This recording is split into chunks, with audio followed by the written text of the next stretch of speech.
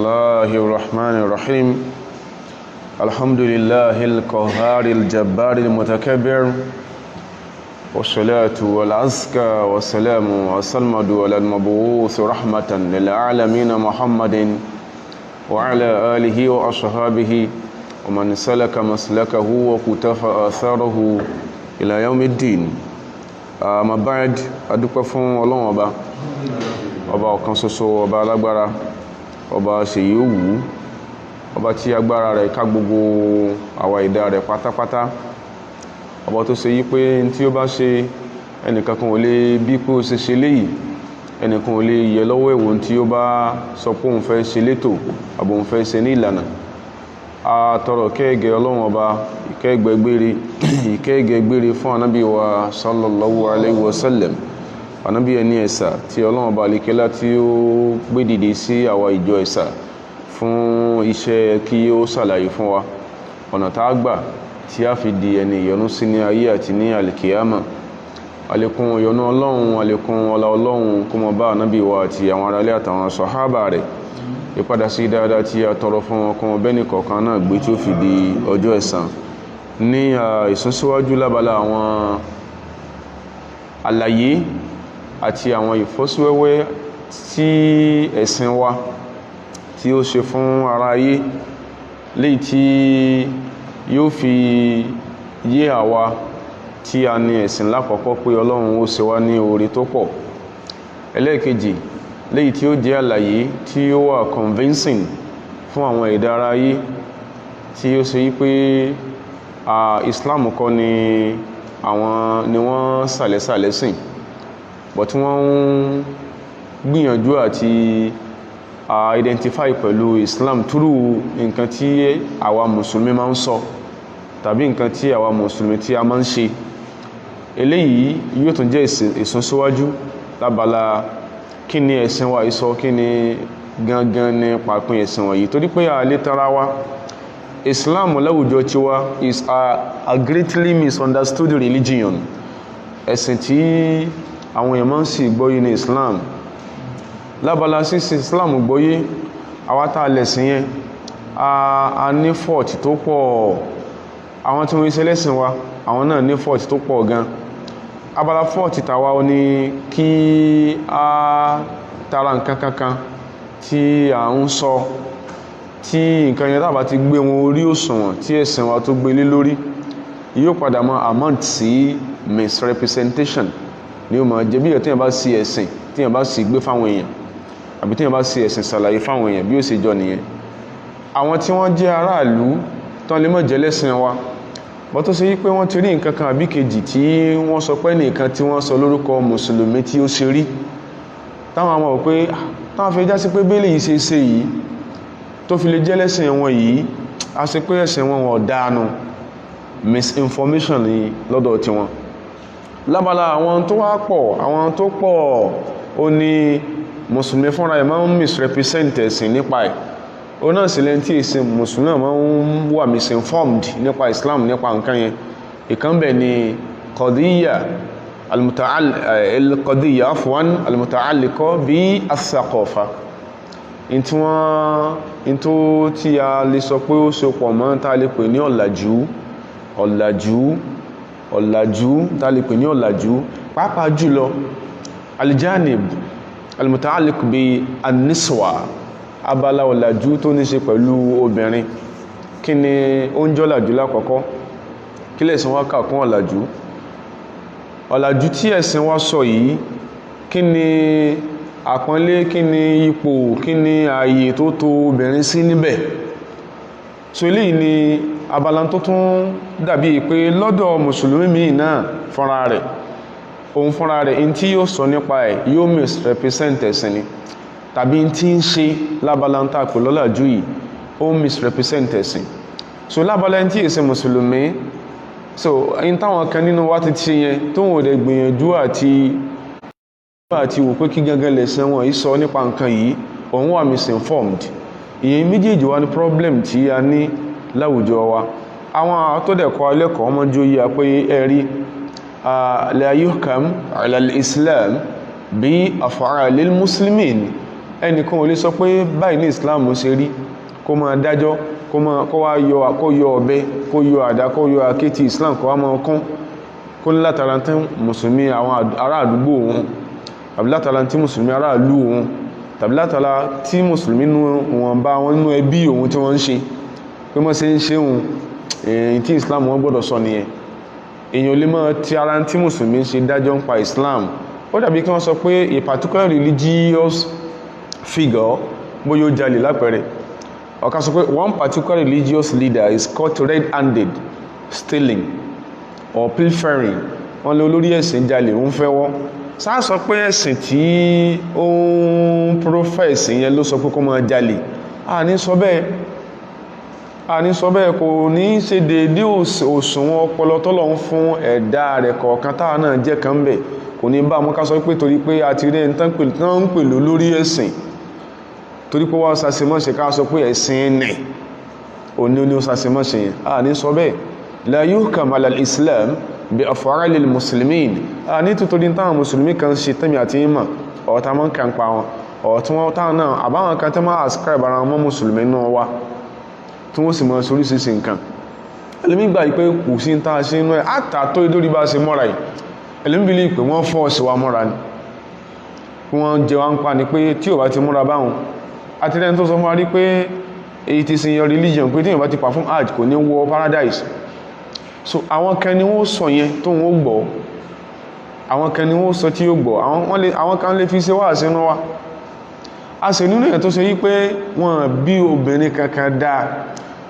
tí obìnrin kan bá ṣe máa ṣe bóyá nǹkan kan ṣe lábala báwo ni yóò ṣe mọ́ra tó bá di wàhálà tó dàrú bí ṣe máa ń dẹrù láwùjọ ti wa. ẹlòmíì ò sọ fún mi pé yes ọmọ yẹn ó ń fight fún freedom emancipation. The question is, has she ever been in bondage? Ṣé Islam ti gbé sínú ìgbèkùn tẹ́lẹ̀ tó fẹ́ ní ìdíkí ní emancipation? Gbọ́n tọ́lọ́ máa sọ pé ẹ ṣe èyí tó bá rí tóbìnrin bá ṣe inú Islam yẹn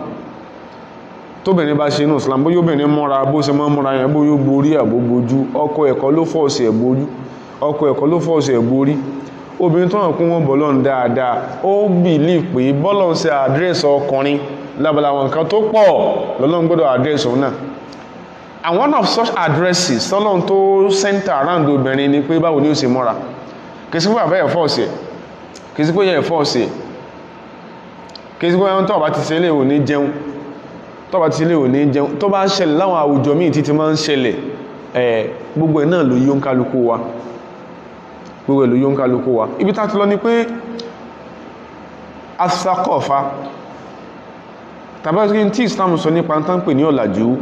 khasatan pàápàá jùlọ ètò níṣe pẹ̀lú kíni makana obìnrin fi as-saqafati al-islamiyya kíni ipò obìnrin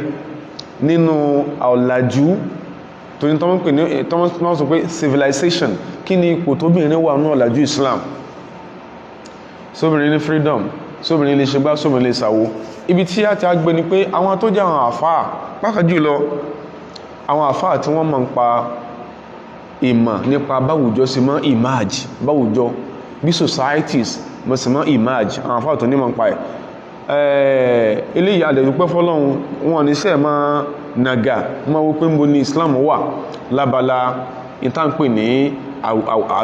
ọ̀làjú náà àwùjọ adúpẹ́ fọ́lọ́run lórí yẹn tó pé àwọn tó kọ́ máa ń kọ báwùjọ sí emerge tó ń kọ́kọ́ kalẹ̀ lákọọ́lẹ̀ tó sì pé through many of their writings through ọ̀pọ̀lọpọ̀ tí wọ́n kọ ó ní tó lè pẹ̀rẹ̀ ní European scholars lábala sociology lónìí lónà ti tap. ìkan nínú wọn ni Ibn Khaldun kódà dèní yìí ni wọ́n sì máa ń regard as the father of sociology inú wọn ni Ibn Battuta. Gbogbo orúkọ tí mọ̀ ń dá ibò sí ń pè ní bá sí ń pè ní kí ó náà ló sì wà ní òyìnbó tó bá fẹ́ kà. Ibn Battuta ọmọ Tunisia ni àwọn tó wẹ́kún àwọn eléyìí mọ̀ nípa báwùjọ sí máa jì yé wọ́n pọ̀ dáadáa. Àwọn tó jẹ́ àwọn àfáà onímọ̀ nípa bóòlù àwùjọ ṣe rí wọ́n ní ìtànpè ní as-saqafa mujmal al-ulum wal-funun wal-ma'arif allati yutlabu fiha al-hidq. Ìtànpè ní civilization ó ní mujmal al-ulum tàbí pè ní majmu'a al-ulum àpapọ̀ ìtàlẹ̀pẹ̀ ní scientific discoveries, ìmọ̀ ìjìnlẹ̀, ìmọ̀ tó rọ pé ká bóò láti nímọ̀ ìjìnlẹ̀, wal ma'arif bóò lè yán ṣe nímọ̀ gangan. Níbo mi wọ́n sọ pé wal adabi, níbo wọ́n sọ wal funun bóò lè yán ṣe specialize, ó ní ṣe pẹ̀lú scientific discoveries. Civilization wà ó mọ́ sábà wà defined by capacity àwọn aráàlú láti discover new things. Ìyẹn náà fọ́n pè ní al-ulum, scientific discoveries, wal ma'arif kí gangan ní ìmọ̀, kí ni cerebral expertise aráàlú ní, wal funun kí ni ìtàlẹ̀pẹ̀ ní specialization wọn, àwọn ará bí mọ̀ nǹkan báyìí, àwọn aráàlú báyìí mọ̀ nǹkan báyìí. Ètò ṣe yí pé gbogbo tá kàkalẹ̀ wọn yìí tá lè pè ní spheres of human endeavours yìí ó bùkátà sí al-hidhku, ó bùkátà sí kíyàn yanjú. So àwùjọ káwùjọ dúdú làwọn ará abẹ ní o, funfun làwọn ará abẹ ní o, àyìnrín ni wọ́n ní o, tó má ti mọ àwọn nǹkan tá sọ wọ̀nyí tán ní, tó sì pẹ́gbẹ́ wọn lè garùn owó tí wọ́n ń ṣe, tó sì pẹ́gbẹ́ wọn lè tap from tí wọ́n ní, a sọ pé irú àwọn èèyàn bẹ́ẹ̀ are a civilized people. Nítorí ó jẹ́dẹ̀ wọn ibi àìmọ̀kan ìmọ̀ àbí ìmọ̀ pàpẹ mọ́ra odó mọ́ra èèyàn ní kí wọ́n rò yí pé a particular language láyé ló gbọ́dọ̀ jẹ́ criterion tó fi measure athaqafa. Àìmọ̀kan nìyẹn. Tàbí ká sọ pé àbòsí ta máa ń pè ní abájúwá conspiracy, ní ká sọ pé èdè kan láyé ni wọ́n gbọ́dọ̀ mọ̀ tí wọ́n fi lajú. Irọ́ ló ń jẹ́ bẹ́ẹ̀. A wá béèrè pé èdè kan tán sọ pé wọ́n gbọ́dọ̀ mọ̀ tí wọ́n fi lajú wọ̀nyí, èdè ọ̀hún sóò ní èsolè àwọn èdè míì kó tó dìde. Ṣùgbọ́n ti lọ ni pé tá bá sọ pé àwùjọ ó lajú, a sọ̀rọ̀ ń pa ìmọ̀ tá fi ròyìn irú àwùjọ yẹn, a sọ̀rọ̀ ń pa kí ni in tí ó tara àṣà àwùjọ yẹn dìde ní àǹfààní fẹ́dáráyé, a sọ̀rọ̀ ń pa nǹkan tuntun, nǹkan mèremère tó ṣe pé kìí ṣe párá àwùjọ yìí wọ́n plagiarize, wọ́n jí lódidi lọ́dọ̀ ọbòmí. Ọlọ́run kàn fi gbìyànjú wọn pé bá ṣe ṣe lè rè, tá bá ṣe lè báyìí yóò rí báyìí. Bọ́lọ̀ ń sọ wá kádàrá kí ó ṣe pé àwọn àwùjọ láyé yàtọ̀ síbi tán ti sẹ́ńtà ẹ̀ sí fèmí àtìyín, ọ̀gọ̀rọ̀ àwùjọ láyé náà tàn ló ṣe yí pé bí nǹkan ṣe lọ́dọ̀ wọn nìyẹn. Ọlọ́run ṣàánú wọn pọ̀. Ìdán jẹ́ ọ̀làjú nìyẹn. Àfáàjọ yẹ pé fala takhlu ummatun min thaqafati mu'ayyana, àwùjọ kan tí ó wà ní sí kẹkẹkan báyìí táwọn pé lágbájá pẹ̀lú wọ́n sí ń sínú àwọn náà lájú. Ká sọ pé ká kọ nǹkan lápẹẹrẹ, ká kọ nǹkan kalẹ̀, nǹkan báyìí láàkọ̀ báyìí láṣẹ kọ. Àwọn tó bẹ̀rẹ̀ rẹ̀ ọ̀làjú lọ́dọ̀ àwọn bó jẹ́ pé ó jẹ́ a small city, small town in Mesopotamia, Sumeru, bó sì jẹ́ pé ibẹ̀ náà ti bẹ̀rẹ̀ wọ́n ní nǹkan yẹn lásìkò táyà ara àwọn yòókù sí kí ni o tí ò ní. Fala takhlu ummatun min thaqafati mu'ayyana, àwùjọ kankan ò ní pasófo kó ní ọ̀làjú kan illa annaha kulla ta'tarifu biha ghayruha, akálàṣe kọ̀dìlá ta'tarifu biha ghayruha. Àwùjọ mi lè máa wò pé kí ni wọ́n ní kí ni wọ́n mọ̀. Ìyẹn ló máa ń bí confrontation across historical fact pé àwùjọ kan bá àwùjọ kan jà. Lọ́pọ̀ ọgbà a máa já sí pé yìí tí wọ́n ní tí wọ́n ń ṣe tán fi ń jà wọn lọ, àwọn fẹ́ lọ ṣe, àwọn fẹ́ lọ mú wọn, àwọn fẹ́ lọ bá wọn jà. Àwùjọ mi lè ga kó ní nǹkan káwùjọ mi máa ní lápẹẹrẹ inú ọ̀tàn tó súnmọ́ tó ṣe pọ́gọ̀rọ̀ èèyàn lè mọ́ count it as something serious, and it is serious lábala pé á sọ̀rọ̀ nípa báwo ni ìtàkùdórógbọn báwo ló ṣe di ohun tó dìtàn across a number of scriptural books. Jẹ́jẹ́ ni Ọlọ́run gbé Kaaba kàbí tó gbé Kaaba sí, ó fi Kaaba síbẹ̀. Ìjọ kọ́ fi ilẹ̀ bí ìgbà tí yẹn bá lọ fi pílà lẹ̀ lórí ilẹ̀, ó ní tí ó gborí ẹ̀ kọjá láwọn ìtọ́kasí tó pọ̀. Nígbò sì di pé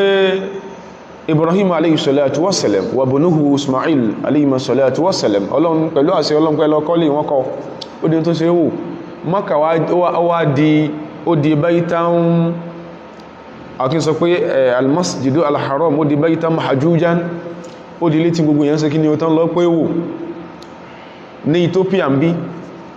ní àsìkò tí àwọn tí wọ́n jẹ́ Roman emperors wọ́n ṣe Roman popes kí yẹn mọ́ tara yẹn Roman emperors tán gbé àdánwò wá bẹ̀ ìkan nínú àwọn tí wọ́n jẹ́ àwọn tí wọ́n fi lọ́lẹ̀ mẹ́ tó jẹ́ vicegerent Roman emperor gẹ́bí tó wà Abraha ó wò pé kí ní bẹ ní region bá kà yẹn tó ń di pé ẹsẹ̀ ògbèrò ń bẹ̀ kí ló ń bẹ ń bẹ̀ kí ni wọ́n ní òun wọ́n àkọ́ nǹkan kankan tó lè jọ lé ìjọsìn ka Ethiopia bẹ́ẹ̀ni kí wọ́n bá fẹ́ máa sọ pé wọ́n máa rìnrìn àjò ní region yẹn region wọn yẹn ṣe pé àwọn kan wọ́n náà nìkan Lord Salisbury ìwọ̀n ló túra wọn láṣìírí pé àwọn ilẹ̀ kan bọ́dà kan pàkíní kan pọ̀ wọ́n jọ ń jà àwọn làwọn ń fà lálẹ́ o àwọn làwọn ń wò pé láti bí sí bí ọgbù ilẹ̀ tí ẹ gbọ́dọ̀ jẹ́lẹ̀ láti bí sí ilẹ̀ tí ẹ gbọ́dọ̀ jẹ́lẹ̀ gbogbo ọ̀pọ̀lọpọ̀ ta máa ń pè ní borders láàrin ìlú kan sí kejì artificial kìí ṣe pọ́lọ̀ lọ sọ pé in Nigeria ilẹ̀ tí ẹ láti bí sí bí àìmọye ọdún tí Obon Kingdom àbí Obon kìí láti pé tó jẹ́ tí pé láàrin tó inú Calabar ló wà kó ipé wọ́n tó fààlà wọ́n tó já sára kí ni wọ́n já sára Southern Cameroons so Ọlọ́run ó kọ nǹkan bí ilé ìjọsìn sí Ethiopia tó pé ẹnìkan kan láǹfààní àti lọ máa wo kí ní jẹ́ Kaaba mà ìyẹn lójú ó ń gbègbèsẹ̀ pé ẹ lọ́wọ́ ṣẹ́kìtìrí ibi tá sọ ní pé la takhlu ummatun min thaqafatin mu'ayyana àwùjọ kan ò ní pasófò kúrò ń bí kó lọ́làjú kan àbí nǹkan kankan tí ò ní tẹ́lùmí ò ní akáláṣe illa annaha qad la ta'tarifu biha ghayruha àwùjọ míì lè mọ̀ wò pé kí ló ní ó lè wò pé kí ló ní kí ló ń bẹ lára ẹ̀ bọ́ kó àwùjọ kan bẹ tí ò wà lọ́làjú kò sáwùjọ tí ò lọ́làjú in tó bá sọ̀làjú ni a tọpa àtàlọ eléyìí táwọn sọ yìí a máa di wàhálà pé kí lọ́làjú leléyìí lọ́dọ̀ àwọn èèyàn kan táwùjọ bá wò pé òun ò kakún àbọ̀ wò pé lásìkò táwọn yẹn lọ́làjú yẹn òun lágbára jù wọ́n lọ òun lè fi owó agbára fẹ́ gba nǹkan lọ gbogbo tá ń lọ ó ní ibi tá ń drive lọ bá àwùjọ kọ̀ọ̀kan lọ́làjú ọ̀làjú yóò wà defined by kí ni èdè tí wọ́n ń sọ ọ̀làjú wà defined by kí ni cultural practices and norms wọn báwo náà ṣe rí láwùjọ wọn kí ni wọ́n ń ṣe lásà kí ni wọ́n ń ṣe ní ìṣesí gbogbo eléyìí lọ́ba tó ní wọ́n wá sọ kalẹ̀ fún wa pé bí ayé ṣe ń bọ̀ nìyẹn lọ́lọ́run ṣe ṣàlàyé fún wa ní Qur'an nípa pé wa min ayatihi inú àwọn àmì kóhun lọ́lọ́run ẹnìkan tó lè ró wọn lọ́run tó lè yọjú òun nù yóò sí lẹ́yìn tí wọ́n bá kẹfẹ́ máa parọ́ ẹnìkan tó lè nàgà pé ńgbà tó wá gún àkàsọ̀ òun fẹ́ gàkàsọ̀ wọ́n á fẹ́ lọ yọjú ọlọ́run kò sí nínú yín bó ti jẹ́ pé Fìráúnà dánrẹ́ wò rí ẹ̀sìn náà ló padà sí kí ni o ló padà bábọ̀ ẹni tí ó sọ pé wọ́n á gán ní ọlọ́run báyìí wọ́n á rí ọlọ́run lójú báyìí náà yóò sí ṣùgbọ́n nínú pẹ́ máa fọmọ̀ kún ọlọ́run bẹ min ayatihi náà àwọn àmì tẹ́fọ̀n pé ọlọ́run ló tó ṣe léyìí èèyàn mẹ́jọ lè wà ń bì kan wọ́n lè wà ní ọkọ̀ kan náà èyí gbogbo alájọ ojúwájojú èèyàn èyí tí wájojú èèyàn àwọn wa ń lo òkè ń lọlẹ̀ à ń wí nǹkan jáde lẹ́nu ṣùgbọ́n nìkan kan ò gbédí ara wa èèyàn kan ò lè dánrù yìí wò láyé ọlọ́run náà ló tó ṣe bẹ́ẹ̀ nínú àwọn àmì pé wọn ọlọ́run lọ́lọ́run tẹ́fìgbà pé wọn ọlọ́run ló ń dá yín khalqu samawati ẹn tágbára ẹ̀ká kí ó dá sánmà bọ́lọ́run ṣe dá ẹmọ́ wá tí ó wà kọ nǹkan kankan ẹ sọ ilé tán kọ́ láyé ilé tẹ́kọ́ tẹ́mì àti ìmọ̀ àtẹ́n tó rìnrìn àjò nù wa àtẹ́n tí wọ́n ń sọ pé kọ́ká lọ tọ́mọ lọ bí tí wọ́n mú lọ́nù wa kó sọ bí kan tí ó ti rẹ́nìkan tó kọ́lé bí sánmà kò lè rí láyé kò sí rí kò sì ní sí òun dá sánmà inú àmì tẹ́fìmọ̀ kún òun lọ́lọ́run nìyẹn ẹni tó yẹ ṣe orí gbogbo tán tí máa ń fi òwú sódó mókè sí ìjábọ́ máa ń jábọ̀ tó kéèkèé ṣe tọ́lọ́run nìyẹn inú pé ẹ̀fùn pé ọlọ́run tó lọ́lọ́run ó tó gbàgbọ́ in tó bá rí kó máa sọ lẹ́nu ara rẹ̀ ìwọ gẹ́mọ̀ pọ̀ ọlọ́run tó lọ́lọ́njọ́ tó bá bọ́ há bó ṣe lóògbọ́ ọlọ́run gbọ́ yẹn bó ṣe máa ń pẹ̀rẹ́ ní tó ń pẹ̀rẹ́ ìjọ tó bá bá sí ìpariwo pé ọlọ́run ṣàánú mi bí wò bá ṣe bẹ́ẹ̀ ṣe bó wò gbọ́ ọlọ́run gbọ́ ìjọ tí ọlọ́run bá dé tó bá dé àtàwọn tó mọ̀ tọ́lọ́run bá fi nǹkan ṣe wọ́n tí wọ́n gẹ́ parí pé ọlọ́run yẹn where is that God ṣe ìsọ bẹ́ẹ̀ ọlọ́run sọ pé inú tẹ́fìmọ̀ pé òun lọ́lọ́run ni pé òun dá sánmà wal abdi òun sì dá ilẹ̀ ìmọ̀ ni ó mọ̀ ṣe wá tẹ́ bá ń gbẹ̀lẹ̀ kan ẹ̀tùmọ̀ kan oríṣi kọ́lọ̀ lẹ̀ míì in the same ilẹ̀, kò sí that conspicuous partition láàrin ilẹ̀ kan àti ilẹ̀ kejì, kò fẹ́ sí. ẹ mọ̀ pé Ọlọ́run lọ́lọ́run, òun dá sánmà àti ilẹ̀. wa ikhtilafu alsinatikum, ibi tá ń lọ́nu. wa ikhtilafu alsinatikum atabayyun fi lugatikum, oníranran diversity nínú tẹ́ǹsọ lédè lẹ́nu,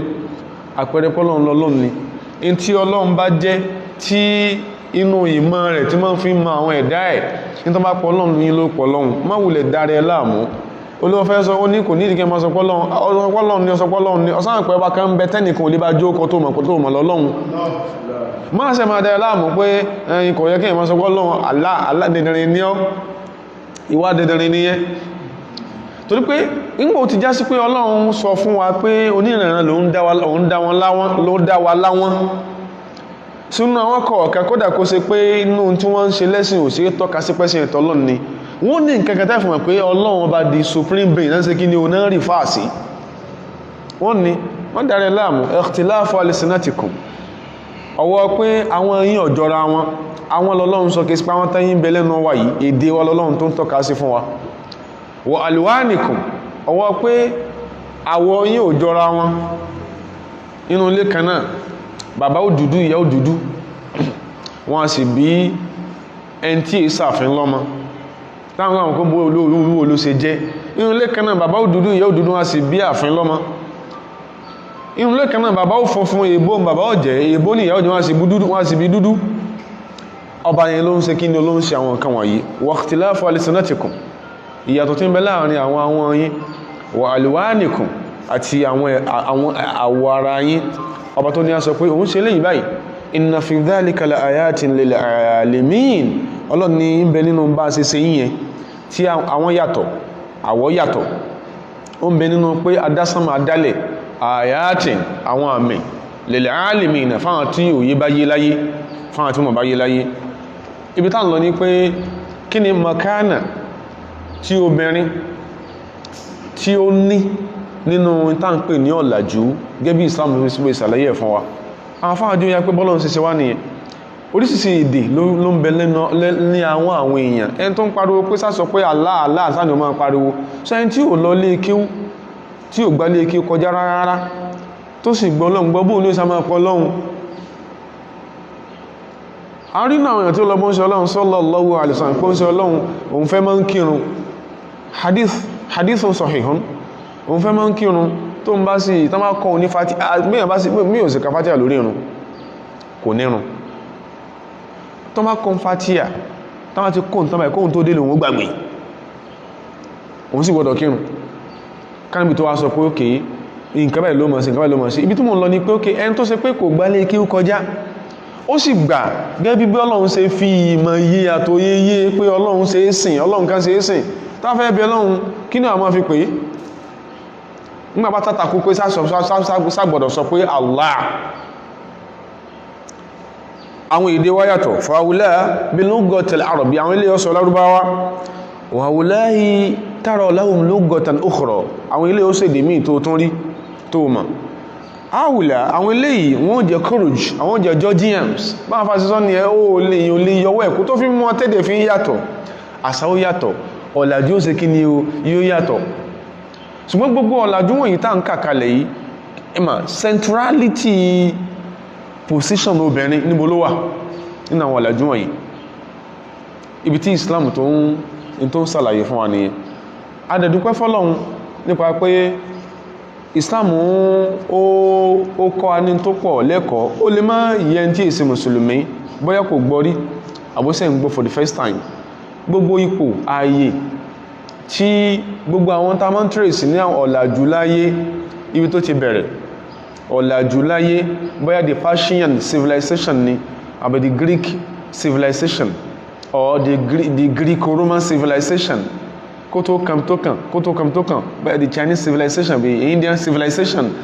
tabaníká lọ wo bí tí wọ́n tó obìnrin sí ẹkún lámọ̀sùn, wọ́n fún obìnrin ní wọ́n treat obìnrin bí èèyàn tó ní ìdí ọ̀nà láyé. in these other several civilizations tá ń sọ yìí, tó sì yá wọn tó bá nímọ̀ nú wọn. lápẹẹrẹ kan tó súnmọ́ ká tó sún síwájú lábalabi tó mìíràn tó tóbìnrin sí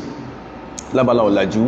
torí pé ó ti dàrú lẹ́yìn táwọn sọ pọ́lọ́ ní kóbìnrin ṣe nǹkan kankan ní táwọn èèyàn máa ń sọ ni pé wọ́n rò bóyá bó ṣe nínú ọ̀làjú kan tán kàn pa ẹ̀ wọ́n rò bóyá bó ṣe nínú Islam ni táwọn Ọlọ́run ní obìnrin máa ṣe nǹkan mẹ́wọ̀n ni ẹfẹ́ máa mú sin nìyẹn ní táwọn èèyàn máa ń sọ àtà mùsùlùmí ní táwọn máa ń sọ nìyẹn èyí táwọn sọ pé òkè ọ̀làjú tí a lè sọ pé àwọn èèyàn máa ń sábà máa ń kant ò ní pé wọ́n sọ pé ẹ̀yìn ṣe bí àwọn ará Greece wọ́n lajú àníwò lajú ní ìtumọ̀ tó jọ́làjú lásìkò náà láwọn lajú ṣùgbọ́n ìgbò kí ni o makana obìnrin ibo ló wà makan ayé obìnrin níbo ló wà fi thaqafati al-Yunan níbo láyé obìnrin wà ní ọ̀làjú àwọn tí wọ́n padà ní ara ọ̀làjú tó ń kálukú basics tó ń kálukú ń kà lẹ́nì níwèé town study lẹ́nì ó ń rí ìvọ́bà rá ní town sọ yìí ṣùgbọ́n bó láyé obìnrin wà lẹ́ abala ìtí ẹ̀sìn sọ tẹ́sìn document fún wa obìnrin within the space of the Greek civilization tèmi àti yín mà èyí lè máa wá sọ pé òun dọ́gbọ́n wọn wá wọn tẹ́bírí wọn ṣe tẹ́bíríyà fún tí ò ṣe tẹ́bíríyà fún òun fẹ́ máa wá excuse fún tí ò ṣe wá excuse fún ṣùgbọ́n tó ń bẹ lákọọ́lẹ̀ ò ṣe change almar'a fi athaqafati al-Yunaniyya obìnrin níbi ọ̀làjú ara Greece kanat fi ghayatin min al-inhitat fi jami'i majalati hayatiha wọ́n ní ayé ilẹ̀ lóbìnrin wà ní gbogbo abala in tí ó jẹ́ ayé tóbìnrin fẹ́ lò lábala ọ̀làjú àwọn ará Greece falam yakun laha fil mujtama manzilatun aw maqamun karimun ayé kan báyìí tá máa ń tóbi sí ayé gidi àbí ayé àpọ́nlé fóbìnrin kò sí in the Greek civilization fóbìnrin rẹ̀ wọ́n náà sá máa ń kà nínú nǹkan tó súnmọ́ tó lè rántí nínú tèmi àti ẹ máa ń kà ó ní pé wọ́n nínú ọ̀làjú àwọn pé láti drill obìnrin especially in Sparta pé àwọn okòbìnrin àtọkùnrin sáàyè kan náà beginning from age 19 up until age 30 wọ́n kọ ọkùnrin àtọbìnrin síbì kan náà wọ́n jọ máa fún wọn ní the same military drilling ìhòhò ni wọ́n máa ṣe training ó lè já mi rọ́ ìhòhò ni wọ́n máa ṣe training láti age 19 sí 30 ìhòhò ni wọ́n ṣe training wọ́n ní àwọn kọ́ wọn kọ̀ọ̀kan báyìí pé wọ́n ní máa wúra àwọn ẹ̀dàkùn sí ẹ̀sìn inú ilẹ̀ púpọ̀ ìtànkù lọ́lájú ní ẹ̀ pé kóbi lè bá lè age 19 to 30 wọ́n a bíyàn dáa kíyàn ọmọ tíyàn bínú gan fúnra wọn tán ti pé age 19 30 kán máa wẹ̀pẹ̀ wò àtọkùn àtóbi wọn wọ́n lè bí òbí dáa tí ò bá fẹ́ sunkún alẹ́ tí ò bá fẹ́ tara ọmọ rẹ̀ dìí ṣèyí lè kọ́ ọmọ obìnrin 19 ọmọ ọkùnrin 19 kó ní kọ́ ọmọ ọkùnrin ó eléyìí ni ó ń dì fáyàn ọ̀làjú ń bò mẹ́yìn látara kún fẹ́ fóbìnrin àtọkùnrin the same military drilling ẹkún ọpọ̀ from age 19 to 30 wọ́n jọ training from age 19 to 30 ẹ̀dàkùn bò lọ̀làjú wà mẹ́yìn níbo láyé sóbìnrin lápẹ̀lẹ́ pàápàá so kò sí láwùjọ fil mujtama al-Yunani makanatun ma'luma lin-niswa kò sí pòsíṣàn kankan tá a sọ pé alìmọ̀ tán pé ilé ìkóbìnrin lé balkana yu'taqadu anna al-mar'a hiya sababu jami'i alamil insan in tó máa ń gbà lérò ní pé obìnrin ní ó ní kọ́ọ̀sì gbogbo òfò tó bá ń sọkùnrin in tó gbà lérò ní wọ́n mọ́ sọ ibi gbà dáwò tó bá sọkùnrin láyé obìnrin máa ń fà that is the thought àwọn tá a sọkùn lajú nìyẹn tẹ́lẹ̀ bá sọ pé yóò ní Socrates says tẹ́lẹ̀ bá yóò ní Plato says àpáfàrẹ ẹbálẹ̀ a ní wọn sàwọn tó wọ́n sọ a níbò láyé obìnrin níbò náà tó obìnrin mọ́ so obìnrin Ọlọ́run kàn dá kó wá sẹ̀sẹ̀ láyé in your estimation bí wọ́n náà ṣe rí wọ́n lẹ́nìkan sọ wípé kí ni problem àwọn èèyàn pẹ̀lú bíbí Nàìjíríà ní táwọn àpẹẹrẹ tí wọ́n ń ṣe ó ń bí ọdún kó pa television set àkìlíyà múntìnà àkìlíyàtún múntìnà làákàí tó rùn stinking psyche làákàí tó rùn àwọn tó bí wọ màmá rẹ̀ àti bàbá rẹ̀ sán bára wọn sùn lójú rẹ̀ sójú ẹni sí ń bára wọn sùn ẹni tó sọ wípé tí wọ́n bá ń bí ọ nípa tẹlifíṣàn rẹ̀ máa ṣe kìíní kan in tó bá fẹ́ máa dáwèrè sí máa dá ṣe within your closet that shall concern nobody tó fẹ́ máa dáwèrè sí máa dá sínú yàrá rẹ̀ kọ̀dọ̀ yàrá rẹ̀ but tó ti gbé wá sí public realm people will critique it tó kéèkéé sí wọn ni kò ló ń bẹ́m̀bẹ̀ kódà kó sí pé nínú ilé yín ẹ ti sọ lunacy di style nínú family yín ẹjí ó mọ́ ń bẹ̀ ní tó bá ti ń dé gbòòrò tó bá ti ń dé ta ara yóò fúnranù sí ó ní tó wá pé ẹyin tó ń ṣe òtí ọlọ́run pa television set yẹ ìwọ náà ṣe gbé sí public realm kódà Islam ohun tó bá rí kọmọdé òun kọ̀rọ̀ yàrá rẹ̀ Islam sọ pé bẹ́yàn bá ń yọjú wọ́ tí nǹkan bọ̀ lójú ẹnìkan ò ní wá máa sọ pé kí ní ń ṣe inú kọ̀rọ̀ yẹ kẹ́yàn máa yọjú wọnú kí o lú ẹnu ọ̀nà rẹ̀ tí yọjú ohun tó ń ṣe tí nǹkan bojú ẹ̀ tó bá ti lè mọ níyẹn tó bá ti gbé wá sí public realm àwọn yóò critique ẹ̀ máa wọn sọ fún apẹ́ ẹ̀yìn ó ṣe lè máa dùn wá kò ṣe lè máa dùn wá sáwọn tó bí wọn bára wọn sùn lójú rẹ̀ tẹ́kùn sí ń ṣe nú léyìn nìyẹn wà báàlù ń bẹnu léyìn gbà náà wàhálà ńlá ó ń bẹnu lé wọn nìyẹn so obìnrin nídò àwọn tásọpọ̀ lájú yẹn ó lásọ yìí wọ́n gbà pé obìnrin iya sábàbú jami'i alamil insa níwà máa sọ ibì yìí obìnrin ni problem òfò tí ń ṣe èèyàn tí ń sọmọ ní especially ọkùnrin wa annaha khuliqat fi darkil asfal min al makana pé ibi tó yẹ káwọn fi sí doldrum àyè kan táyò ní máa gbọ́ pé ń bẹ ibi táwọn tóbi mọ́ lọ́dọ̀ tí wọ́n nìyẹn bó ṣe wá rí lẹ́ẹ̀padà rí láwọn àyè míì náà láyé ibi táwọn sọ pé àwọn tán pé wọ́n lajú ìjọ tèmi àti tí ń sọ̀rọ̀ pa discourses pọ̀ lajú tí ìbá ṣe pé ó ṣẹ̀ wà lẹ́yìn nígbàtá ara wọn kan kódà in the western historiography gbàtà tó ráwọn kan bí Mary Wollstonecraft tó ń bèèrè wọ wọn láwùjọ Britain ìyẹn sì wọ́ lẹ́yìn tàbá ń tẹ́rẹ̀ sí pọ́ làjú rẹ̀ ẹ bèèrè pé bó láyé obìnrin náà wọn làjú tó gbá jùlọ ṣẹ̀mkítà ń sọ yìí kìí sọ pọ́rọ̀ pé à ń sọ within the fold of Islam nìkan à ń sọ on a global terrain ok bọ́làjú ṣe rírí oníbi tẹ́mì àti ẹ̀tí ń ká yẹn níbo position obìnrin níbo ní Islam tó níbo ní ara ayé tó bí sílábàlọ́ ọ̀làjú wọn ṣe ní tàbásẹ́ pé wọ́n nímọ̀ tó wọ́n lóye tó níbo lóbìnrin wà sóbìnrin iṣẹ́ ẹ̀dá Ọlọ́run sóbìnrin iṣẹ́ èèyàn láṣẹ ń sọ ilé yìí fún ẹni tó ń gbọ́ wa ní mùsùlùmí lóbìnrin àbẹ́ntí ìsìn mùsùlùmí lóbìnrin gbogbo tó máa sọ wọ́n pa Islam yẹn ìwọ náà gbọ́ ọmọ gbọ́ ní ìsìn ó rí pé bí ìgbàtẹ́ ìwàfà bá ti èèyàn jẹ́ àwọn tó tán sọpọ̀ lajú láyé tó ń kàtùkú mọ́ ń kóòtù ìwé wọn tí ń kóòtù àwọn scholars wọn àwọn náà rí obìnrin tìsí kankan yìí wọn àrùn obìnrin fún nípò láwùjọ yìí èyí tó súnmọ́ níbo náà tó obìnrin sí a sọ pé àmà Western Europe wọ́n develop fundamentally through retrieving with the Greco-Roman civilizations ní tàbí sọ nìyẹn pé àwọn tó jáwọn òyìnbó lónìí wọ́n sọ wọ́n lajú pó tẹ̀lẹ̀ pé irọ́ náà ni there is another narrative tó ń sọ̀rọ̀ ń pa stolen legacy níbìkan but wọ́n sọ fún wa pé àwọn òyìnbó lajú tákà kí wọ́n mú náà lajú Greece àti náà lajú Rome náà tààpùpọ̀ ok níbo ni ààyè obìnrin wà sẹ́kọ̀ àṣọ fún wọn lajú gẹ́mọ́sí máa ń sọ ṣùgbọ́n níbo láyé aina makana al-niswa minadhiya thaqafati jami'iha àwọn ọ̀làjú wọn yíbo láyé obìnrin àbóbìnrin ò nídìí kó gbáyé kò nídìí láyé kò nídìí kí ó mọ̀ ìpẹ́ Ọlọ́run náà fún ní ọ̀nà láyé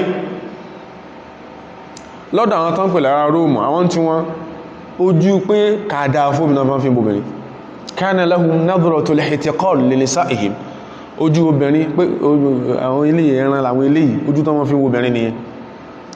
tí wọ́n náà tó bá tẹ́kọ́ study classics wọ́n náà mọ̀ rí ní tàǹkàì yàtọ̀ sí àwọn tí èyàn fẹ́ máa wá excuses pé ẹ̀yìn gbà tán ṣe kíní kan nípìlẹ̀ rẹ̀ nípìlẹ̀ àwọn àwùjọ wọ̀nyí níbo náà tó obìnrin mọ́ ṣe dédé tí wọ́n wá wọ́n ní à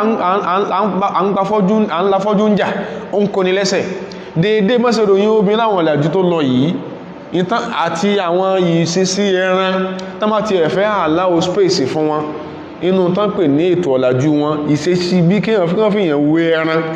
kéèyàn fi yẹn wé ajá ìṣesí yẹn ni wọ́n sẹ́kù tán pè lọ́làjú fún obìnrin lónìí táwọn tẹ̀sán náà láwọn fẹ́ wáyé fóbìnrin ètò sẹ́kù lọ́làjú tí wọ́n pè lọ́làjú fún ọ lónìí ìrẹ́ obìnrin irrespective of tó bá rí ó jẹ́ kí ni your religious inclination ìtọ́ sẹ́kù tó látọ́ ń pè fún ọlájú lẹ́yìn bí wọ́n ṣe fi ojú ẹran wo obìnrin lánàá náà pè lọ́lájú fún obìnrin lẹ́ni àwọn òkú obìnrin èèyàn lẹ̀ wa muamalatuhum lahunna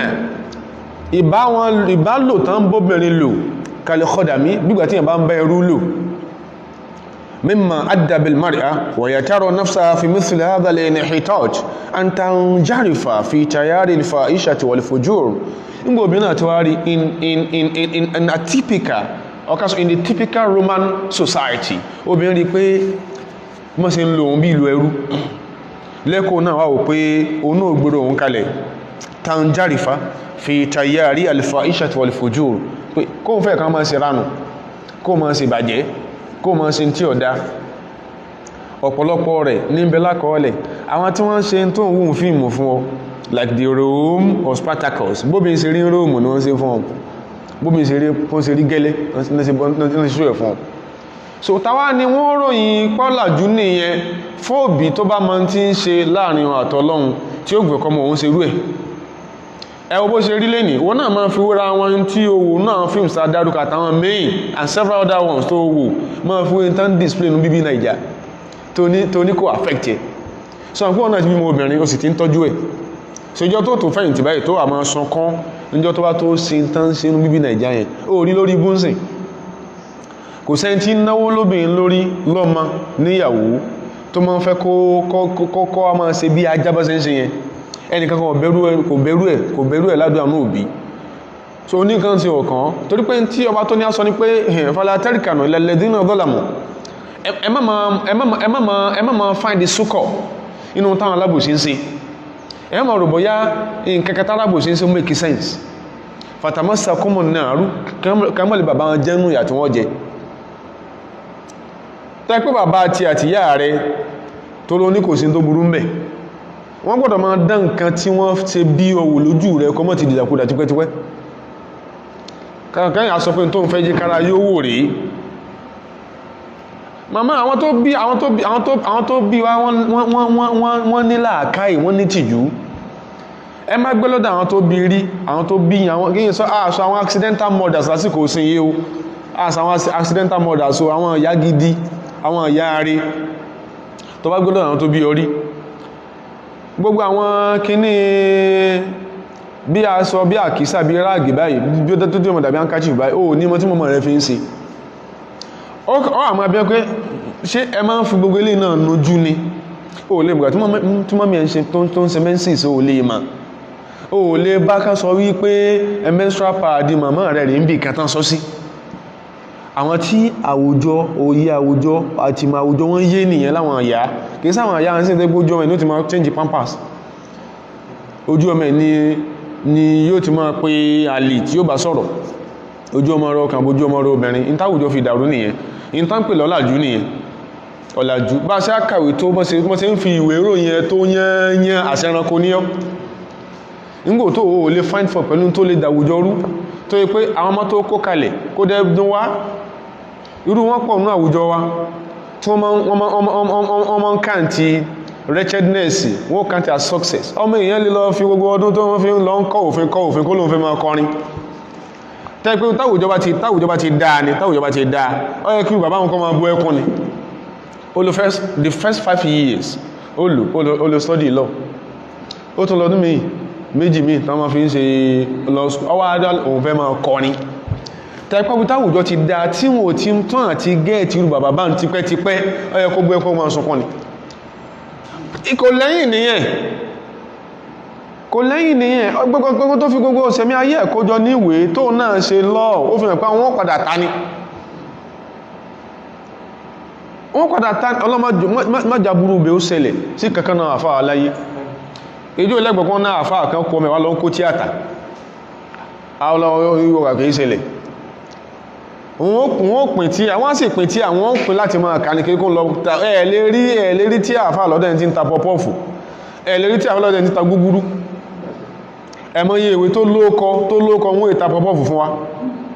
sàwọn tó wá ra àwọn ìwé yẹn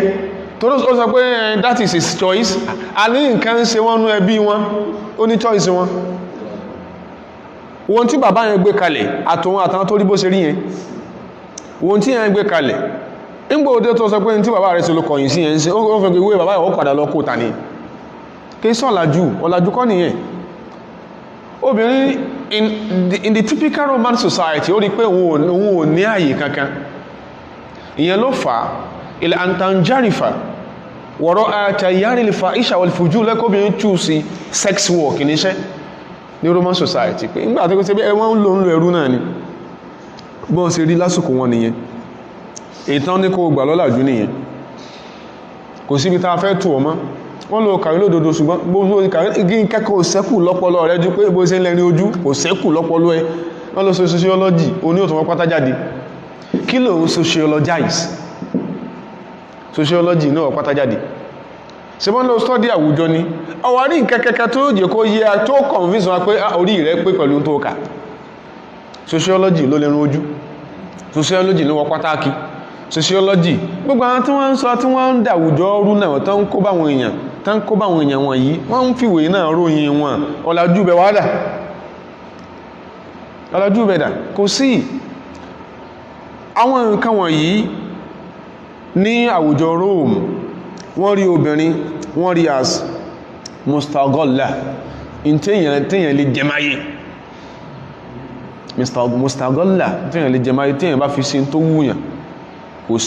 kò sẹ́ni tí ó bíyàn. So a ṣe pé àwọn tí ń jí obìnrin gbé tí ó fi tipá bóbìnrin lò láti fi ṣe tutù ọlà sẹ́yìn pọ́n rí kí ni wọ́n rí rẹ́píríkà náà tán ni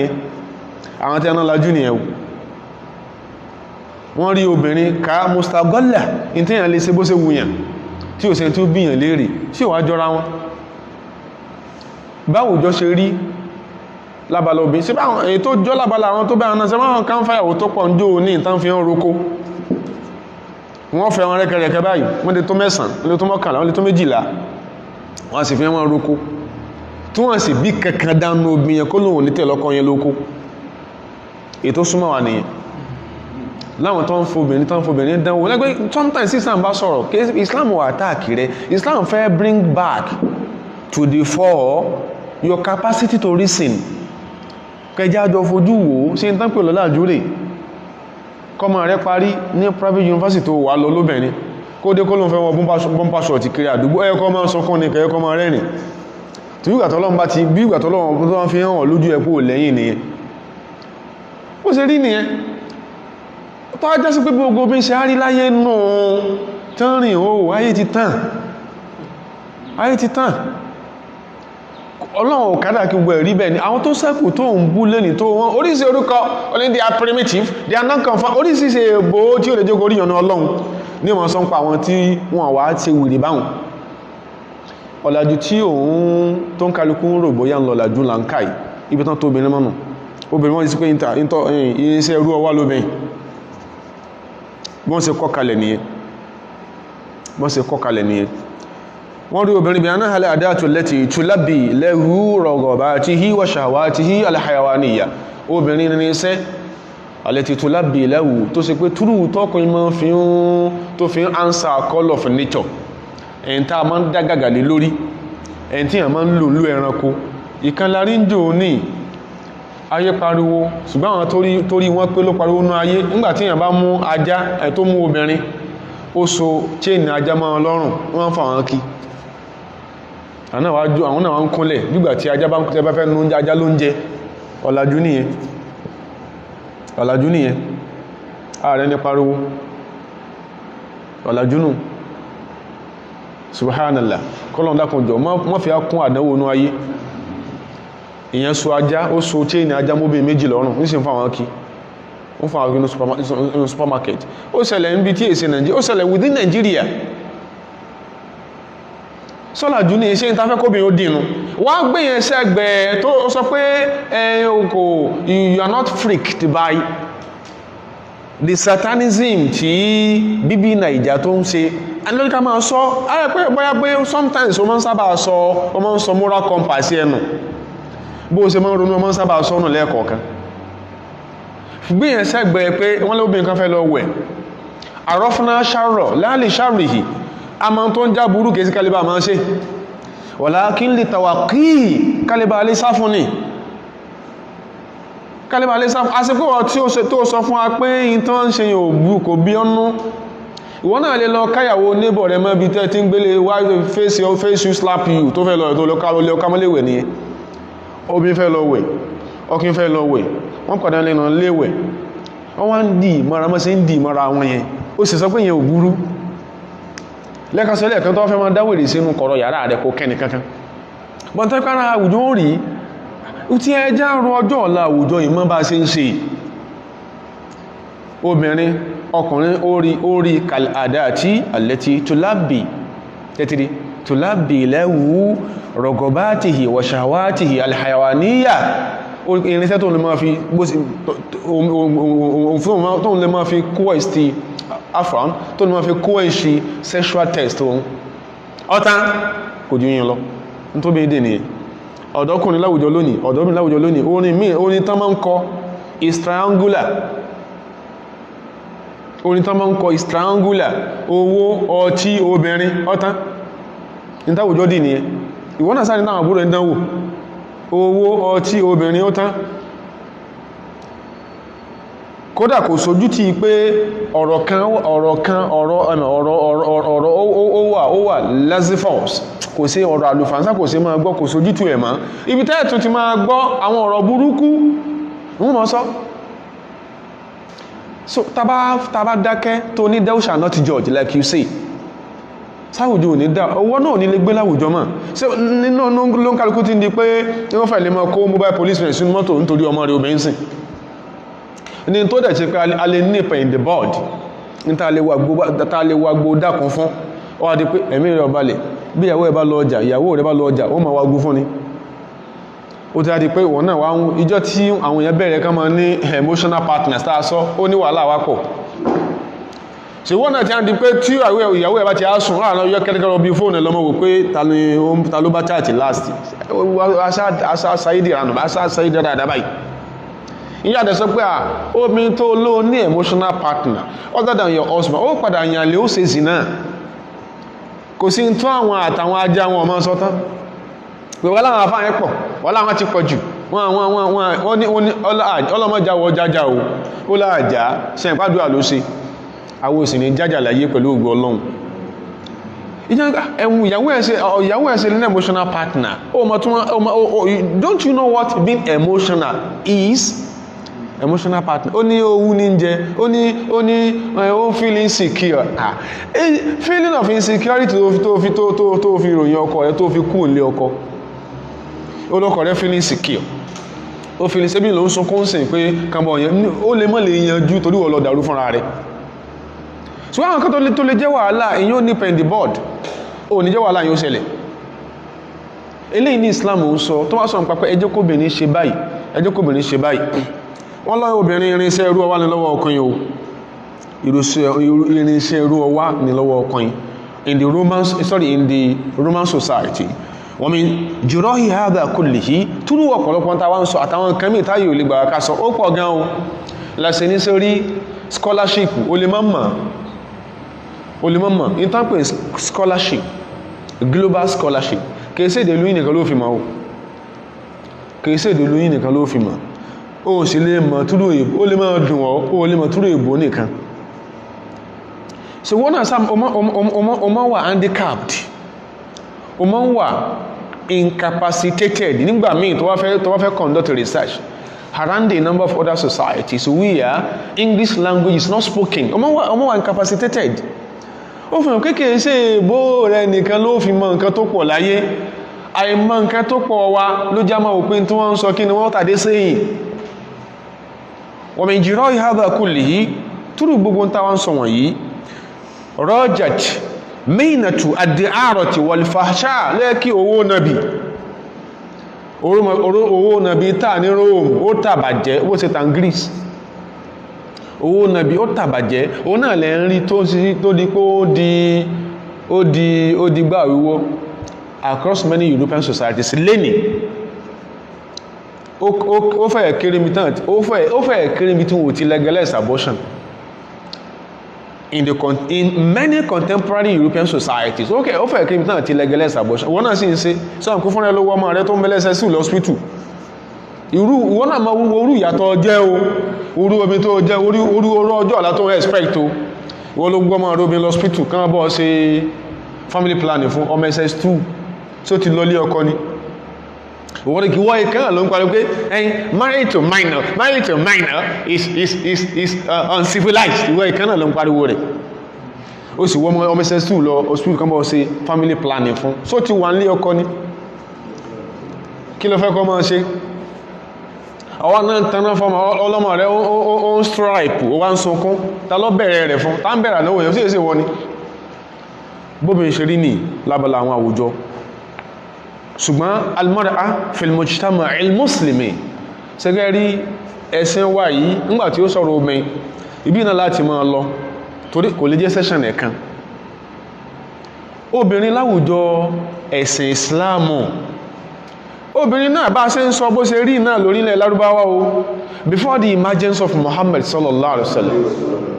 káàbí tó dìde qabla bisati nabi sallallahu alaihi wasallam bóbìnrin ṣe rí náà nìyẹn obìnrin ogún wọn ò ní fún láyé bóbìnrin ṣe rí nìyẹn yálà ní Greek society ní àbí Roman society or Persian society obìnrin ológun tí ó jẹ in the Persian society tó bí ó bá jogún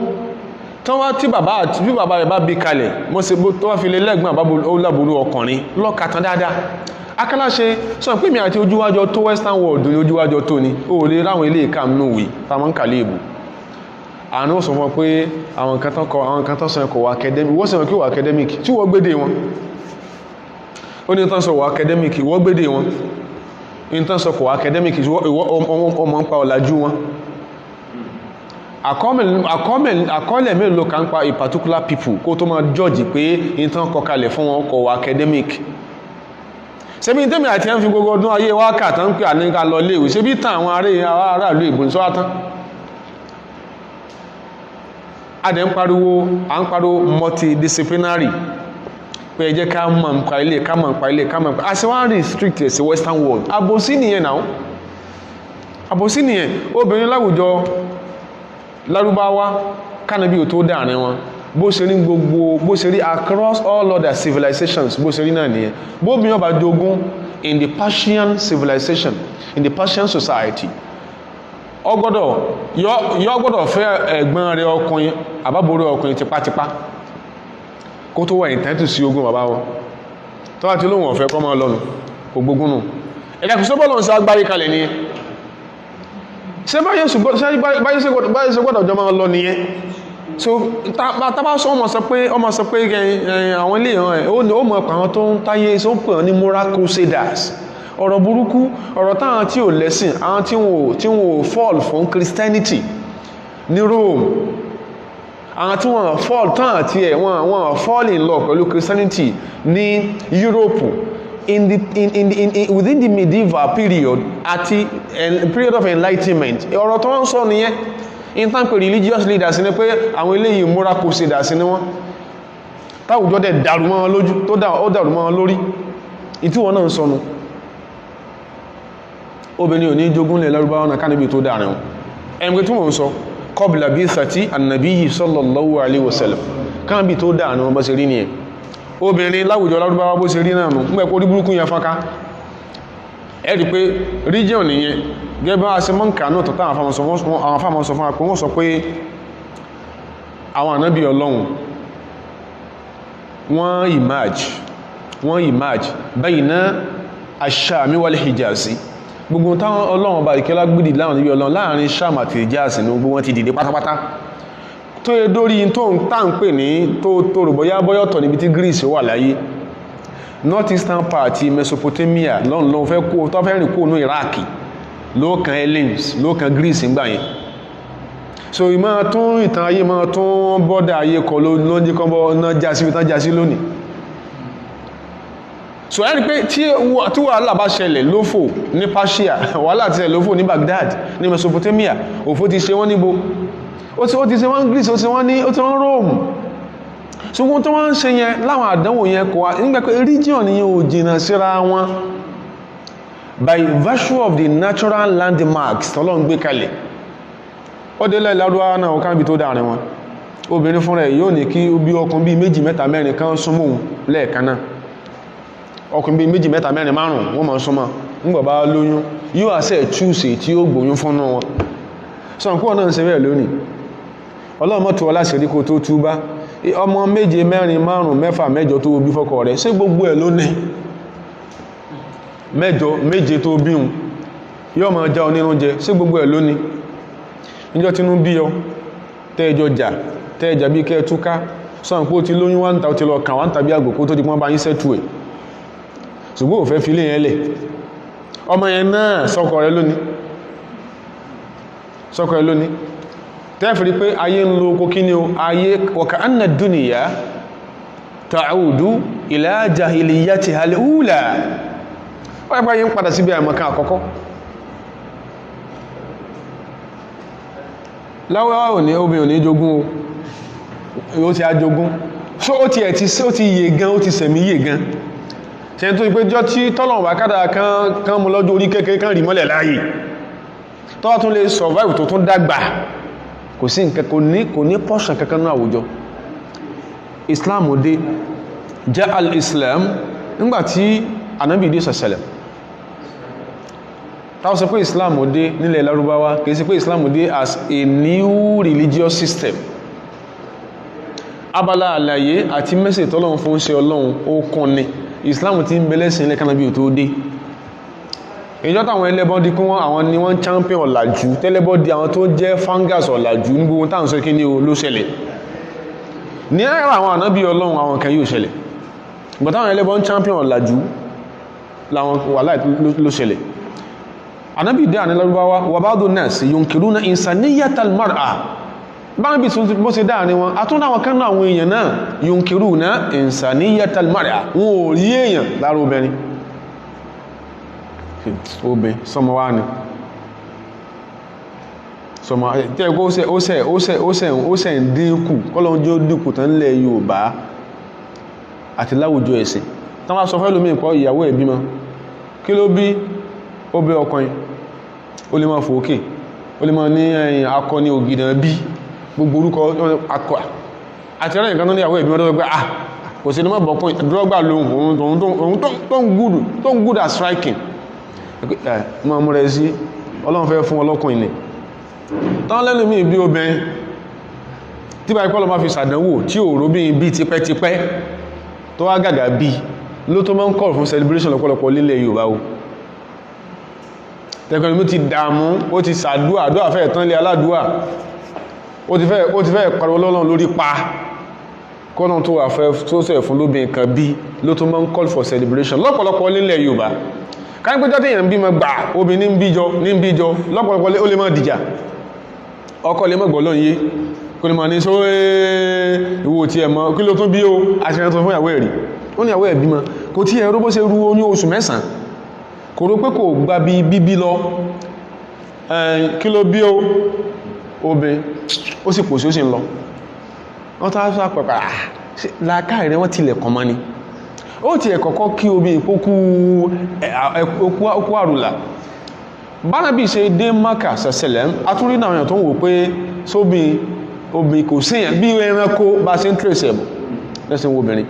wà akharun àwọn míì náà àwọn èèyàn yartabuna fiha wọ́n wò pé sílẹ̀ sí lè ṣàṣeyọrí báyìí yartabuna fiha wọ́n gbà kóbìnrin o satanalu sa'ada fi dunya wọ́n gbà kó lè sórí rí láyé àwọn kan wọ́n àbẹ́ ìráyé wa ghayruhum ya'tarifu bi insaniyatiha wa ghayruhum ya'tarifu bi insaniyatiha àwọn kan gbà pé èèyàn ní walakinnahu ya'tabiruha makhluqan khuliqa li khidmati ar-rajul ṣùgbọ́n gbà pé èèyàn ní ṣùgbọ́n irinṣẹ́ ẹrú wa lọ́wọ́ wa ni ó gbà kó bẹ ọmọ ni ṣùgbọ́n ya'tabiruha makhluqan khuliqa li khidmati ar-rajul ó pé kọ́kùn ma fi bí ẹ̀ bá ń gun ẹṣin kò jù bá náà lọ ṣùgbọ́n wa min fadli al-islam nínú ọlá tí islam dá obìnrin má jẹ́ wọ́n parọ́ fún ọ ká àwọn ẹlẹ́sìn máa sòkú àwọn ẹlẹ́sìn máa lọ kí màmá rẹ máa irọ́ ni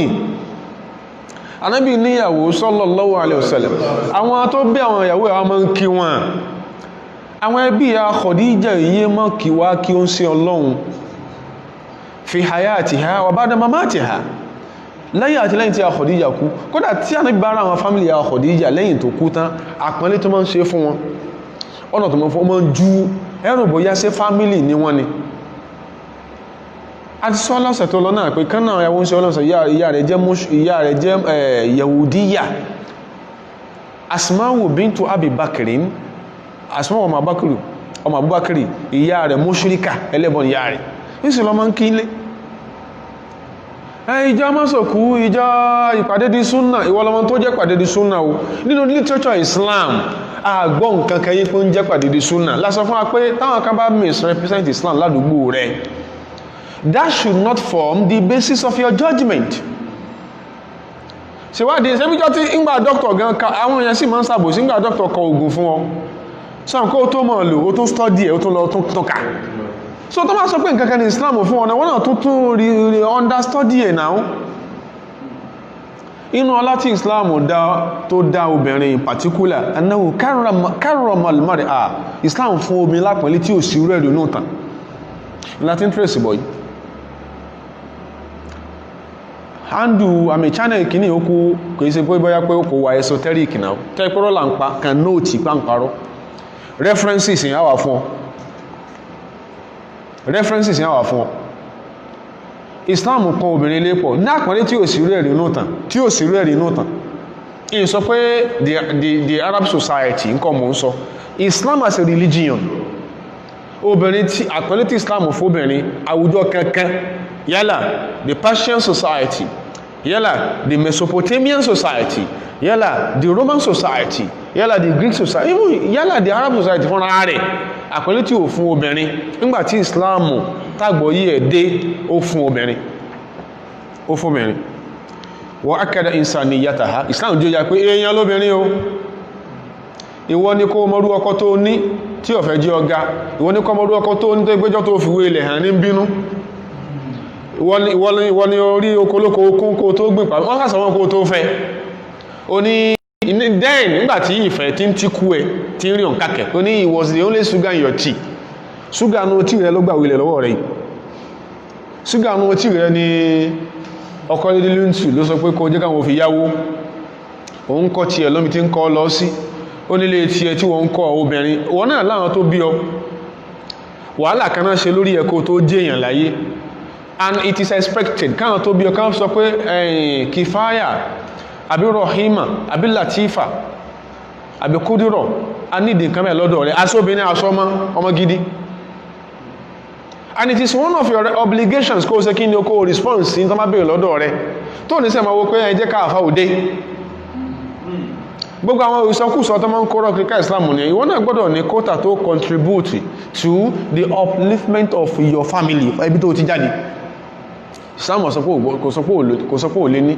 ó lè ṣáájú ọkọ rẹ̀ kọ́lé Islam sọ bẹ́ẹ̀ ó lè ṣáájú ọkọ rẹ̀ ralẹ̀ Islam sọ bẹ́ẹ̀ ó lè ṣáájú ọkọ rẹ̀ ra mọ́tò Islam sọ bẹ́ẹ̀ ọkọ̀ igi tí ò bá kọ kádàrá abú lọ́dọ̀ Ọlọ́run kò kó bínú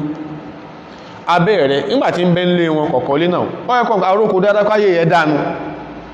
kọ̀kọ́lé nígbàtí ń bẹ nílé wọn kọ̀rámọ́ tó ń gbà tó ń bẹ nílé wọn kọ̀rálẹ̀ kó tún ní hectares of land nígbàtí ń bẹ nílé wọn nígbà wá dọ́dọ̀ ti àṣìyàwó ó rà nǹkan wọ̀nyí ṣe ẹ̀ kó náà tara ayé wọn pé oríire ń bẹ lára rẹ̀ asọ́kùnrin so Islam yóò yá pé èèyàn lóbìnrin o wa ahliyataha li taklifi Islam jọ ya kó bó ṣe jẹ́ èèyàn tó lè sórí láyé náà ló gbọ́dọ̀ lẹ́sìn obìnrin ó wà eligible ká sọ pé intestine sorry ó gbọ́dọ̀ ṣe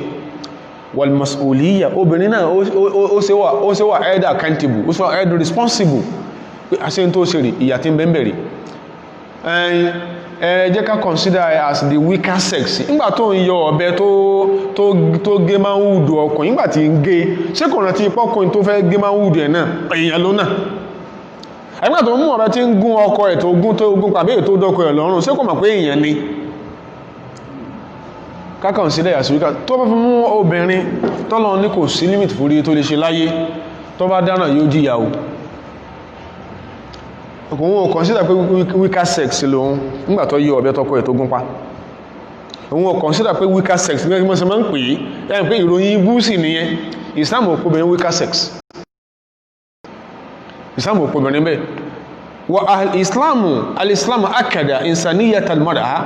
wa ahliyataha litaklifi wal mas'uliyya wal jazaa'i wa dukhuli al-janna. Islam fi nlẹ̀ ó emphasize fún wa pé obìnrin Ọlọ́run gbọ́dọ̀ pa láṣẹ pé ṣe báyìí. Ilé orí lára obìnrin mùsùlùmí tí ó borí dúdú bó ṣe máa ń sọ, tí ó tún bojú, tí ó tún bó mú nítorí lára ẹniyẹn. Kéèsì torí ọkọ. Ẹ má ti torí ọkọ rẹ̀ bójú ò ní pẹ́ sí. Tọ́ ti torí ọkọ rẹ̀ borí, torí ọkọ rẹ̀ yóò padà disappoint yẹ. Bí òfò disappoint yẹ, tí òfò disappoint rẹ̀, tí òfò oúnjẹ disappoint yóò padà fẹ́yàwó lé ọ, àbí tọ́wọ̀n bá kádà lókù. Ìyá àmà gbọ́nà lára rẹ̀, tàbí tó rẹ̀ ló ṣe bójú ò ní pẹ́ sí. Bẹ̀kẹ́ tó gbójú tọ́lọ́run ló ṣe bójú, ọgbàpọ̀lọ́run tó pọ̀ láṣẹ.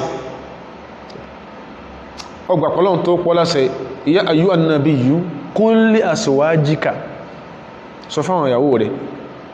wa banatika àtàwọn ọmọ rẹ̀ obìnrin, wa nisa'il mu'minina, àṣẹ Ọlọ́run ní pé kó borí kìí sàṣẹ ọkọ rẹ̀, pé ìbojú rẹ̀ rẹ̀ ó torí kó wà tí ẹ̀ ń jà. Islam sọ fún akóbìnrin, ó ní ara tí gba ṣe léyìí lọ́dọ̀ Ọlọ́run, ó lára tó lè gbà sí wal mas'uliyya, ó ní ara tó lè gbà pé ó wà responsible fún nǹkan tó bá ṣe wal jazaa, tó bá ṣe dáadáa yóò gbẹ̀san. Kódà wà dukhulil janna, obìnrin wà lè janna o, ọgọ́rọ̀ obìnrin tí ó sàjọ ọkùnrin wà lè janna tó pọ̀ dáadáa. Ó bẹ́nú tàn báyé tó ṣe rí náà. Òkè láàrin wa àti ìyàwó rẹ̀ tó lóun fórí òun lérí fún ìkọ́ pé ar-rijal qawwamuna 'ala an-nisa, Ọlọ́run sọ̀rọ̀ ẹ̀ lódodo. Òkè jájọ discourse ẹ̀. Ìyàwó rẹ̀ tó ń sọ pé ar-rijal qawwamuna 'ala an-nisa, ọ̀rọ̀ alẹ́ ọ̀ta, ó túwó lẹ́jọ́ ó fún ògbójúgbà lọ́wọ́ rẹ̀. Tọ́wọ́ ti wá di pé ó béèrè owó lẹ̀ wá ní pé máa sórí bó ṣe ń ṣe ọ̀rọ̀ rẹ̀ ti sú mi and I must go for a second wife. Ara rẹ̀ ọ̀yá. Gbogbo ohun tó wá ṣe wọ̀nyí, obìnrin ìyàwó ẹ̀ kọ́lé tó tún lọ tà lẹ́yìn ẹ̀ ó fóókọ rẹ̀ ta. Gbogbo tó ṣe obìnrin ò tìtorí ẹ̀ kóòn lé kòkó kóòn lé fún ọ, ó tún wá sọkọ dáadáa fún yóò ṣáájú ẹwà àlìjánà. Udkhulil janna. Islam lóbìnrin ẹni àlìjánà ni. Àwọn tá a sọ the Persian society, the Greek society, the Roman society, obìnrin tán sọ di yẹn àlìjánà wọn náà rò kàn fún sáwọn tí ẹgbà àlìjánà gbọ́. Ẹ ń bá gbà àlìjánà gbọ́ kankan pẹ̀lú olórí ẹ̀sìn kò ní máa fi nǹkan bọ́ máa jọ sùn ká máa kú mọ́ lábẹ́, kò ní máa fi nǹkan bóbi sùn kó máa fi ń ṣe tutù ọ̀la. Ẹ ń bá gbà àlìjánà gbọ́ tó gbà àlìkíámà gbọ́ paradise ẹ ń bá gbàgbọ́ kò ní jóun láyé. Yálà ìyàwó núlé ẹ̀mọ́ ìyàwó núlé olórí ẹ̀sìn mi ọ̀rọ̀ wọn ti dàrú tún táwọn kan wọ́n fi wọ́n sí. Ó ṣe òkè tóbi bá wà láàrín lọ́bọ́ lọ́hun yóò ṣáájú inú náà ló ti máa dún ìwọ ọkọ rẹ̀. Tóbi bá wàhálà tó tìbọ̀ yẹn tó fóbìnrin ẹ̀dánwò tó bá bá ìlọ́bọ́ lọ́hun àwọn ọkọ ìṣòfò. Ìsáàrùn òjò yẹ pé èèyàn bí ti ẹni kìí ṣe weaker sex. Àwọn olórí ibú ayé ló pò obìnrin ní weaker sex kẹ́lẹ̀ bá jẹ́ kí ó kó resign to defeatism, kó gbà ìpé ayé òun ọ̀dá. Àwọn ló pò weaker sex. Islam ò pò weaker sex. Islam sọ máa pé wà tàbárọ̀hà insanan karima. Islam ní òyìnyàn alápẹ̀lẹ́ lóbìnrin. Lahu kullu ma lirajul, èèyàn alápẹ̀lẹ́ tó ṣe wípé lahu kullu ma lirajuli, gbogbo tí ọkùnrin tó wà entitled sí, gbogbo tọkùnrin lè enjoy láwọn privileges lọ́dọ̀ Ọlọ́run,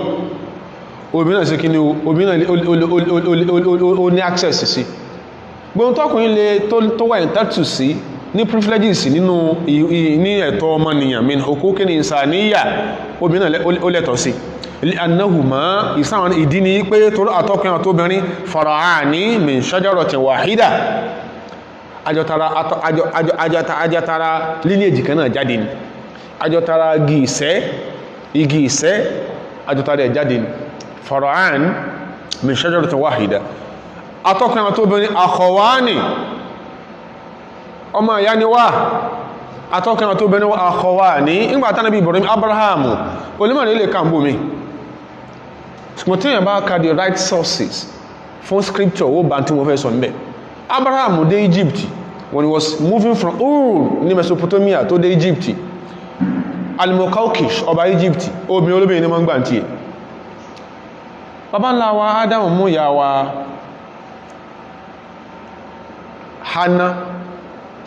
Hánátù ọmọdé Egypt àwọn bàbá ní ó sì ti dé tí gbọ́ rẹ̀ pé ẹnìkan ti àjòjì ti wọ Egypt ó sì mú mi nǹkan dání omi ìyá ìfáìn radiyallahu ta'ala anha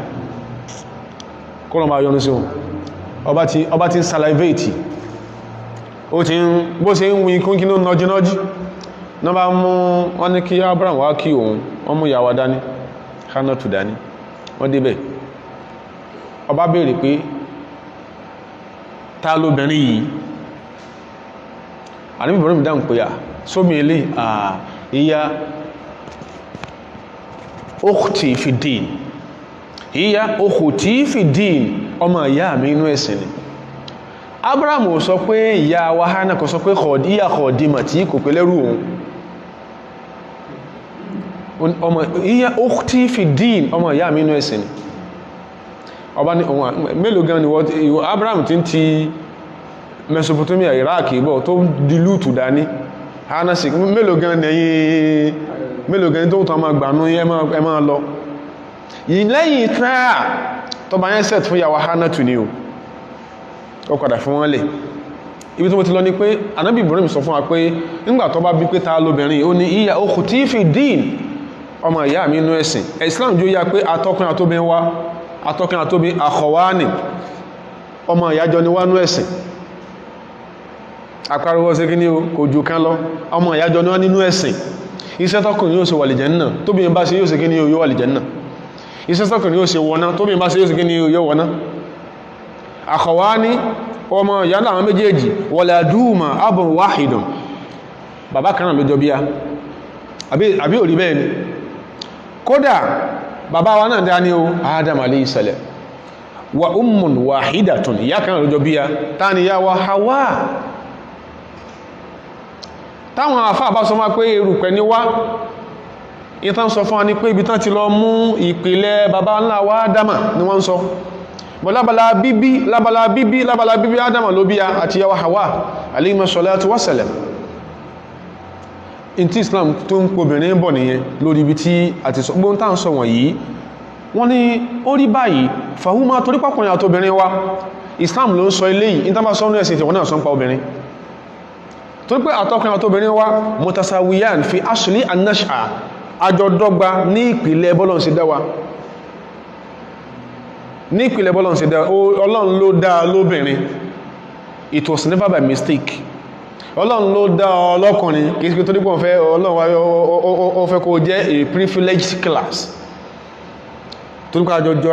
àjọdọ́gba lábàlá bọ́lọ̀ sí dáwà mutasawiyani fil khasa'is insaniyyatil a'ma àjọjọra wa lábàlá indices of pé èèyàn ni wá ojú tó ní lóní bí sí ń bẹ lára tí ẹ in tóhun ò lè síjú wò tí ìbá ṣe ìyàwó rẹ̀ ní ń bẹ lára tí ẹni tí wọ́n náà lè síjú wò tí ìbá sọkọ rẹ̀ gbogbo tí ń jẹ́ èèyàn lára wa àjọ̀dọ́gba ń bẹ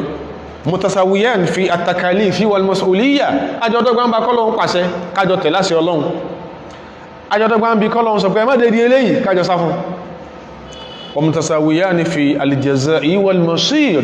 àjọdọ́ra wa àjọdọ́gba níbi alìjẹzà àjọgbẹ̀san lọ́dọ̀ Ọlọ́run wálé mọ̀síìrì àti ibi tá àjọ padà sí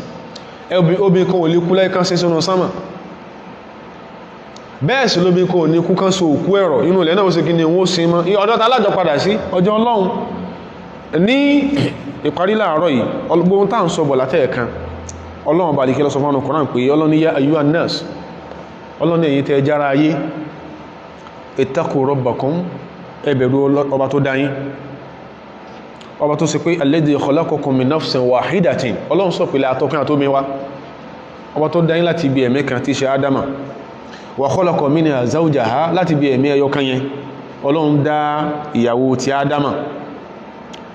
àsìkò sọ́ọ̀sì kan lásìkò lágbàwá Ọlọ́run dá wa batha minhuma látara Ádámà àti Hawa látara àwọn méjèèjì Ọlọ́run wá dá ń tó pọ̀ rijalan lọ́wọ́ ọkùnrin wa nisaan láwọn obìnrin so ó fẹ́ pé Ọlọ́run ló jọ dá wa èyí tó ń fi ìyàwó rẹ̀ dánwò yẹn èyí tó ń fa ọmọ obìnrin dánwò Ọlọ́run rán nìyẹn èyí tó ń fobìnrin dánwò within the BB Naija house ẹjá bẹ̀rẹ̀ àlìkíámà o gbogbo tá à ń ṣe wọ̀nyí kò ní jẹ́ kí ọ̀dọ́ kò ní jẹ́ kọ́dọ̀ jìnà sí ìbínú Ọlọ́run èyí tó ń fobìnrin dánwò sí owó náà lè bí ma tí bá ti pé bí tó dàrú wọ́n lọ́mọ ẹni lákanáà wà ní last episode ṣé oríire wà ní ẹ̀rùn family wọn oríire kọ́ rí bú nìyẹn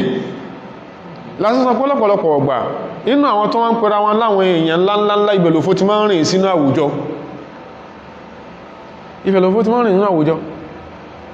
àwọn tó ń sọ pé àwọn ni àwọn ló mímọ̀ àwọn àfáwọ́kàn tún pé lọ́dọ̀ àwọn àfánú ọ̀dọ̀ àwọn mímọ̀ Ànábì sọ́sẹ̀sẹ̀lẹ̀ àwọn tí ó burú jù tí ó ma gbé lábẹ́ sánmà yìí níkangun ayé ulama uhum kìí sáwọn àfáà nìkan náà ń sọ àwọn tẹ́ ń pè ní elite nù yín ulama uhum àwọn tó jáwọn mímọ̀ nù yín torí pé minhum takhrujul fitna ọ̀dọ̀ wọn lórí ibú ti máa jáde sínú àwùjọ pé èèyàn wọ bọ́mpá ṣọ̀tì wọ́n á bí ọdá lágbó olé ó sáwọ bọ́mpá ṣọ̀tì